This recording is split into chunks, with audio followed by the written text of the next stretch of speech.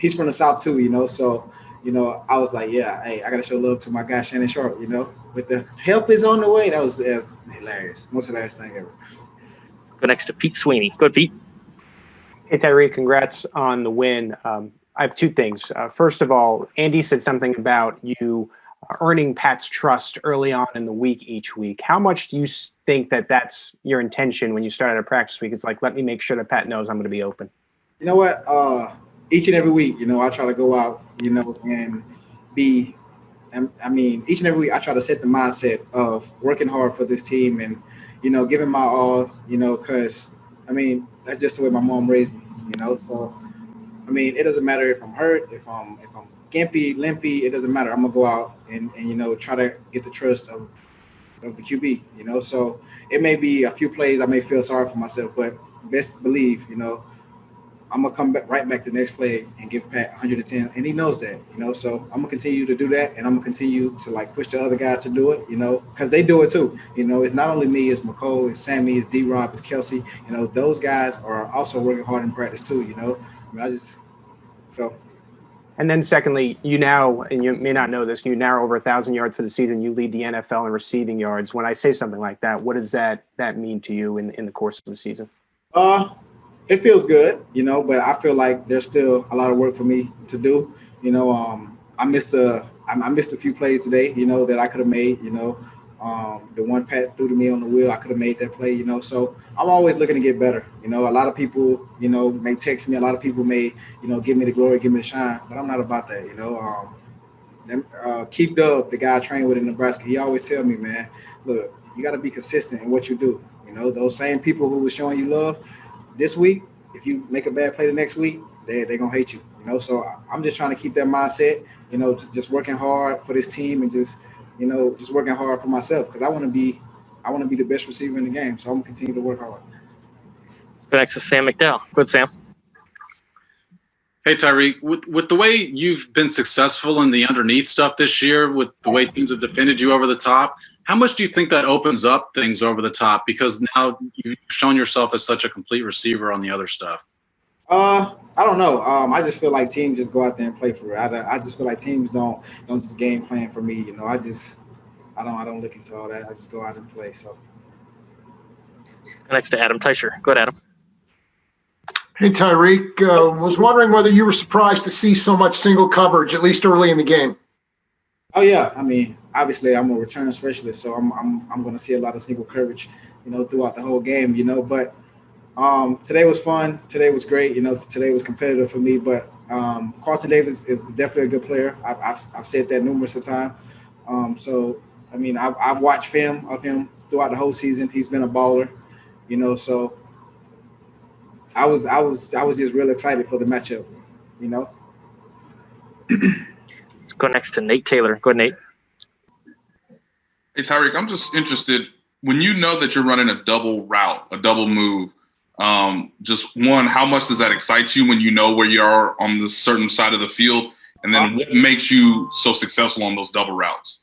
I think the thing that I think about most, like on the first deep touchdown, the out and up, I was thinking about how far of a run that I had. I was like, you know what?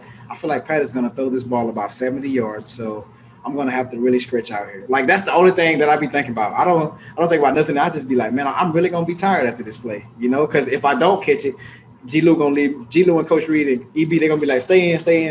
And then if I do catch it, I got to run full speed to the end zone. So I just be thinking about how tired I'm going to be, Got time for one more, guys. We'll go last to Todd Lebo. Good, Lebo. Hey, Tyreek, the big day, obviously, and all the touchdowns are fun, but maybe the biggest play might have been the one at the end to ice it. Just take me through the thoughts that you guys all had in that little 4-minute offense to try to know that you didn't want Tampa to get the ball back and how important it was and how big that play was. Well, that's something that Eric Bieniemy preaches each and every week. We work situational football on Fridays. So we were able to sneak that play in. It's like a mini comeback from the inside. With Sammy rubbing, my guy. Because it was man-to-man, and I was able to win. So like I said, I may get all the glory, I may get all the shine, but Sammy really made that play happen. He made my guy loop over the top, and I was just able to come back for the comeback. Pat threw an amazing throw. I caught it, so got the first game over. Hey, Patrick, Tyreek's big game today. Just a question of you guys taking advantage of a matchup that you like there, or is there more to it than that? And Brad, I'll have one quick follow-up as well. Yeah, I don't think it was necessarily a matchup, but it was man coverage with no one over the top, and so we don't get that a lot, especially with that guy and his ability. And whenever we do, we try to take advantage of it. Okay, and you've thrown a lot of touchdown passes. Obviously, you've scored a few yourself. You almost caught one today. How disappointed are you? You didn't get your first TD catch, and what was the name of that play, by the way? God, man. Well, me and Travis made it up first off, and we called it Black Pearl because we're bringing it to the Bucs and the Pirates of the Caribbean and everything like that. And I talked him into it. Coach Reed for sure told him if he can run it first. But I just kind of talked to him on the side and was like, if I'm open, man, just throw it to me. So I think that little hesitation that he had was just because I had talked to him too much about it. Let's go next to Nate Taylor. Go ahead, Nate. Patrick, when you look at obviously the pre-snap and what, like you mentioned, just getting that single high safety, just how much does it still surprise you when you know 10's out there? And my second part of this is how much, Tyreek mentioned Sammy today as being a part of his success. Just how much was that a part of the offense really clicking in the first half, having Sammy back? Yeah, definitely. I mean, Sammy being able to work the middle of the field, even when he's not getting the ball, he's getting other guys open. And then as well as at the beginning of that game, they were, instead of that safety going over the top of Tyreek, they were going over the top of Travis. And, I mean, that's just the problem that defenses have when they go against us. We have so many good weapons. It's hard to try to take away one guy when we can go to the other guys. And so this week it was Tyreek's week, but I'm sure other guys will make big plays the rest of the season. Let's go next to Sam Mellinger. Go ahead, Sam. Hey, Patrick, I know you want to throw it every down, right? But at the end there, those last two plays, a lot of teams would have just run the ball, right, to melt some clock. What is your mind like in those situations, just sort of risk-reward balance when you know you got to keep the clock going? Yeah, I mean, it's just it's a lot of trust Coach puts in me to make the right decision. You can see that I'm trying to get the ball in my hands quickly, get it to the guys, let them make plays in space. And another thing, I mean, they have a really good defense, especially against the run, and so they're getting a lot of penetration up front. And I'm trying to get to our playmakers in space and let guys make plays. Next is Sam McDowell. Go ahead, Sam. Hey, Patrick, you touched on this a little bit, but how much do you feel like Travis's success this season, but also Tyreek's success on the underneath stuff kind of opened up what you saw today up top? Yeah, I think it's just taking what's there. I think that's the biggest thing. I mean, you've seen how teams played us these last few weeks, and they're playing very far back. And we were able to find ways to move the ball down the field and score that way. And then this week, especially at the beginning of the game, they kind of came up and played tighter and played up close. And we were able to hit some shots downfield. And that's just the maturity of this offense as a whole, of knowing how to run their routes based off the coverages that they're getting, and then I try to get them the ball and let them make plays. Let's go next to Darren Smith. Go, Darren.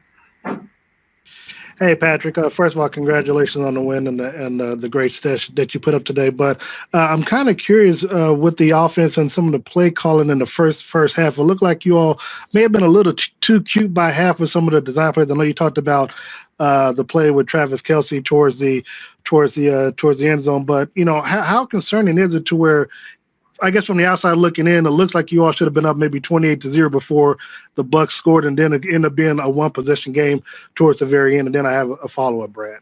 Yeah, well, I mean, that just comes down to execution. I mean, we had the play with Travis designed and ran the way we wanted it to be ran, and we had the options and the availability that we wanted. And we've ran plays like that all year long. We're doing different motions and different type of stuff like that, and they've worked out. And when you play a good defense and you don't execute in the red zone and you get field goals instead of touchdowns, the game stays closer than you want it to be. And so that's just about execution and us just making sure that we execute whenever we get our opportunities. And also, this is your first time playing in Tampa Bay. Did you feel like you got used to it enough that you could come back and do the same thing again in February? Man, I hope so. I mean, it was hot. It was definitely hot early when the sun was out. But once that sun went down, I felt like I was back in Texas, and it was pretty nice to get this weather. But just like that, I'm ready to get back to Kansas City and get a cold one this next week. We'll go to Mike Jones for the last one. Go ahead, Mike. Patrick, this is supposed to be kind of like billed as a Super Bowl preview. For you guys to come out and get the win like this, what does it do for your confidence, or just for if you guys see them again in the postseason? Yeah, I mean, you get a familiarity with the stadium, with the process of going to the hotel in the city, and that's definitely something that eases your mind when you try to get to the Super Bowl. If you know you've been in this place before and you understand what kind of the pregame and stuff like that happens, and then to beat a good football team, that's a really good football team with a lot of talented players, and so we played well enough to win. I still think there was times offensively we could have been better in the second half and in the red zone we talked about, and then defensively they're going to want to try to continue to get better and better each and every week. And that's a great thing about football and the NFL is you build and try to execute and be the best at the end of the season.